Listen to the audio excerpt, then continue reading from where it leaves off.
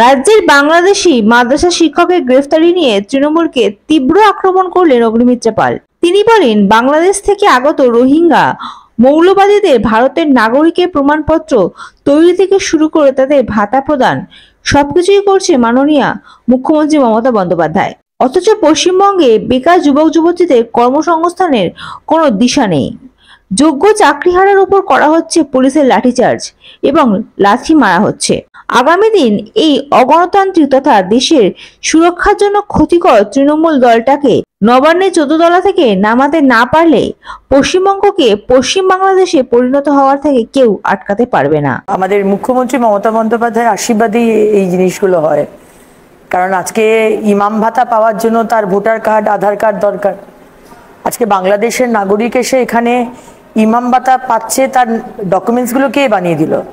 তৃণমূলের যারা জনপ্রতিনিধি তারাই তো বানিয়ে দিচ্ছে। এর আগে আমরা দেখেছি আনসারুল বাংলার জঙ্গি সাদ আলী 2 জায়গায় তার ভোটার কার্ড, তার কোন ফুপার মানে মেয়ে মানে পিস্তত বোন আর কি, সে তৃণমূলের জনপ্রতিনিধি, পঞ্চায়েত মেম্বার, সে বানিয়ে দিয়েছে তার জঙ্গি। তো এইগুলো মুখ্যমন্ত্রী মমতা বন্দ্যোপাধ্যায় ভোট ব্যাংকের জন্য বাংলাদেশের জঙ্গি বলুন, এই ধরনের ইমাম বলুন, তাদেরকে ঢোকাচ্ছে।